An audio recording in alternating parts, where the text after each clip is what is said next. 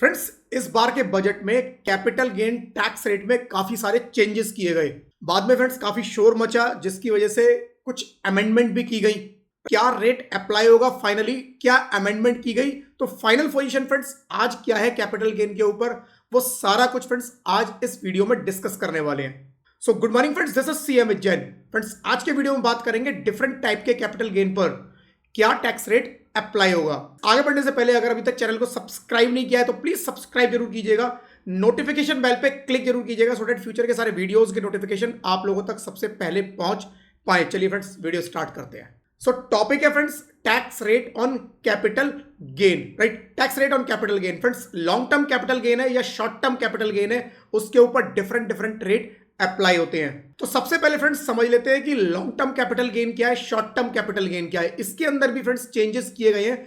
Budget से पहले कुछ और पोजीशन होती थी, बट आज फ्रेंड्स कुछ डिफरेंट है, राइट। तो मैं आज की पोजीशन एक बार आपको बता देता हूं कि अगर आपके लिस्टेड शेयर्स हैं, अगर holding period up to 12 months है, राइट, तो वो शॉर्ट टर्म मतलब आपने शेयर्स खरीदे और जब उनको बेचा तो उनका जो टाइम डिफरेंस था वो 12 महीने तक का था, 12 महीने से ज्यादा नहीं था, तो वो मेरे शॉर्ट टर्म कैपिटल गेन आएगा, right. Short term capital gain आएगा। और अगर मैंने 12 महीने से ज्यादा उनको होल्ड किया है, राइट, सेल किया है 12 महीने के बाद, तो वो मेरा लॉन्ग टर्म कैपिटल गेन होगा।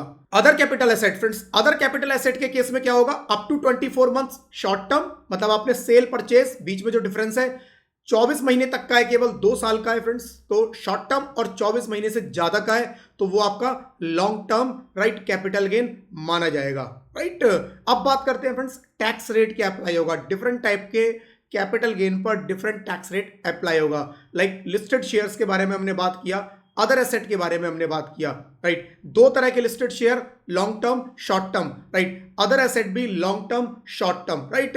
तो 2 तरह के कैपिटल गेन हो सकते हैं। शॉर्ट टर्म अगर मैं लिस्टेड शेयर की बात करता हूं तो अर्लियर फ्रेंड्स उसके ऊपर जो टैक्स रेट लगता था वो 15% लगता था, right. Sale minus purchase value, जो भी मेरा डिफरेंस आया उस पर मेरा टैक्स कितना लगेगा, 15%। अभी वो फ्रेंड्स हो गया है 20%, राइट, विदाउट इंडेक्सेशन। पहले भी इसके ऊपर इंडेक्सेशन नहीं था, अभी भी इंडेक्सेशन नहीं है फ्रेंड्स।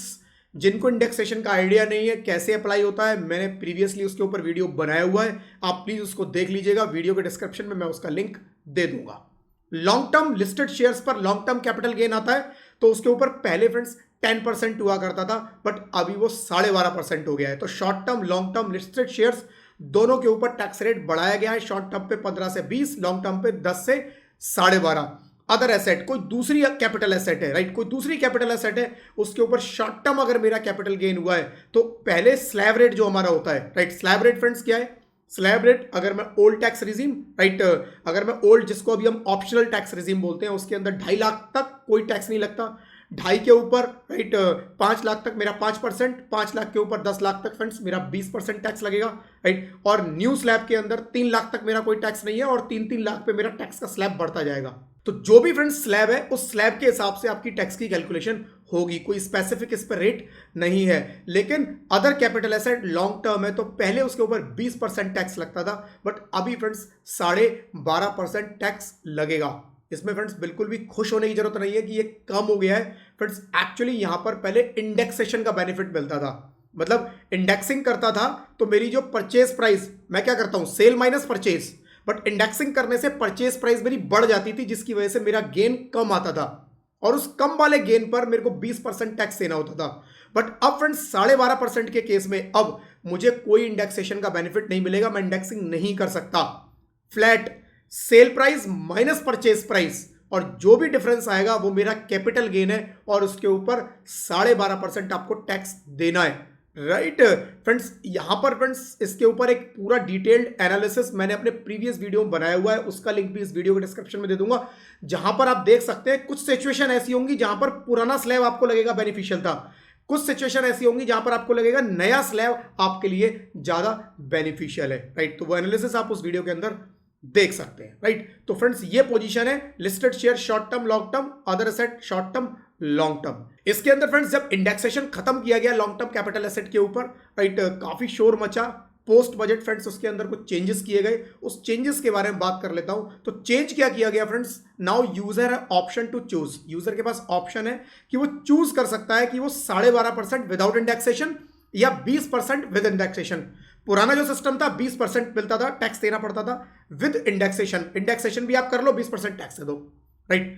नए सिस्टम में 12.5% कोई इंडेक्सेशन नहीं मिलेगा। तो यूजर के पास ऑप्शन है कि वो इन दोनों में अपने टैक्स की लायबिलिटी कैलकुलेट कर ले और जिसमें भी टैक्स कम आएगा उतना टैक्स पे कर दे, राइट। अच्छा लग रहा है, बट हर एक के ऊपर नहीं है, हर एक के ऊपर नहीं है, कुछ कंडीशन है। ये मिलेगा only in case of land and building, केवल लैंड एंड बिल्डिंग के केस में मिलेगा फ्रेंड्स। और ऐसी लैंड एंड बिल्डिंग जो कि परचेज की गई है बिफोर 23 जुलाई 2024, जिस दिन बजट आया था, बजट आने से पहले अगर आपने कोई लैंड या बिल्डिंग परचेज कर ली थी और बजट आने के बाद 23 जुलाई 2024 के बाद आप उसको सेल करते हैं, तो आपको यहां पर यह बेनिफिट मिल जाएगा कि आप दोनों मेथड से अपना टैक्स कैलकुलेट कर लो और जिसमें भी आपको बेनिफिट मिले उतना टैक्स पे कर दो, मतलब जिसमें भी कम टैक्स आए उतना आप टैक्स पे कर दो, राइट। तो ध्यान रखना ये केवल लैंड और बिल्डिंग के केस में अवेलेबल है और मैंने परचेस कर लिया हो 23 जुलाई 2024 से पहले।